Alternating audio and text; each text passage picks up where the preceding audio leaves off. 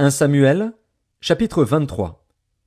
On vint dire à David, « Voici, les Philistins ont attaqué Keïla et ils pillent les airs. » David consulta l'Éternel en disant, « Irai-je et battrai-je ces Philistins ?»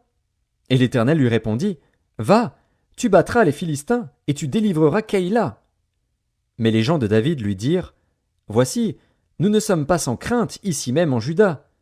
Que sera-ce si nous allons à Keïla contre les troupes des Philistins ?» David consulta encore l'Éternel.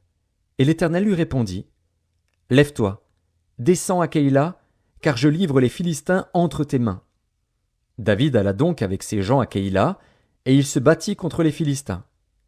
Il emmena leur bétail, et leur fit éprouver une grande défaite. Ainsi David délivra les habitants de Keïla. Lorsqu'Abiathar, fils d'Achimélec, s'enfuit vers David à Keïla, il descendit, ayant en main l'éphod.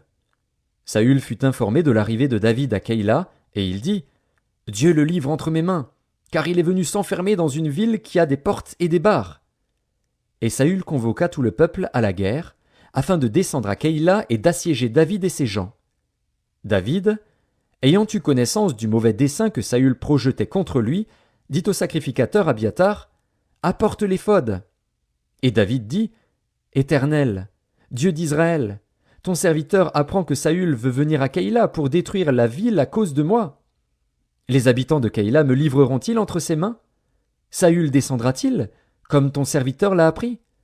Éternel, Dieu d'Israël, daigne le révéler à ton serviteur. » Et l'Éternel répondit, « Il descendra. » David dit encore, « Les habitants de Keïla me livreront-ils, moi et mes gens, entre les mains de Saül? » Et l'Éternel répondit, « Ils te livreront. » Alors David se leva avec ses gens au nombre d'environ 600 hommes. Ils sortirent de Keïla et s'en allèrent où ils purent. Saül, informé que David s'était sauvé de Keïla, suspendit sa marche. David demeura au désert, dans des lieux forts, et il resta sur la montagne du désert de Ziph. Saül le cherchait toujours, mais Dieu ne le livra pas entre ses mains. David, voyant Saül en marche pour attenter à sa vie, se tint au désert de Ziph, dans la forêt. Ce fut alors que Jonathan, fils de Saül, se leva et alla vers David dans la forêt. Il fortifia sa confiance en Dieu et lui dit, « Ne crains rien, car la main de Saül, mon père, ne t'atteindra pas. Tu régneras sur Israël, et moi je serai au second rang près de toi. Saül, mon père, le sait bien aussi. » Ils firent tous deux alliance devant l'Éternel. Et David resta dans la forêt, et Jonathan s'en alla chez lui.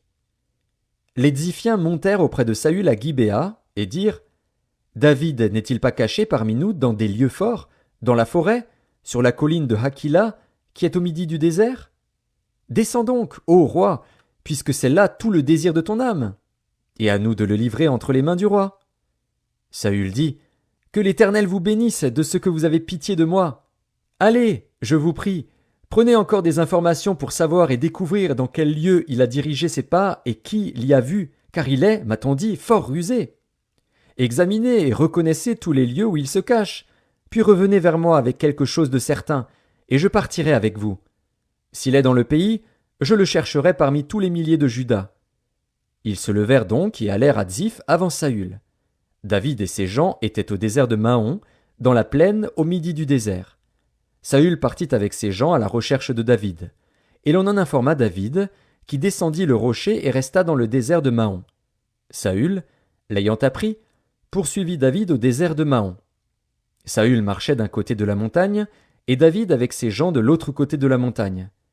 David fuyait précipitamment pour échapper à Saül. Mais déjà Saül et ses gens entouraient David et les siens pour s'emparer d'eux, lorsqu'un messager vint dire à Saül, « Hâte-toi de venir, car les Philistins ont fait invasion dans le pays. » Saül cessa de poursuivre David, et il s'en retourna pour aller à la rencontre des Philistins. C'est pourquoi l'on appela ce lieu Séla Hamaklékot. De là David monta vers les lieux forts d'En-Guédi, où il demeura.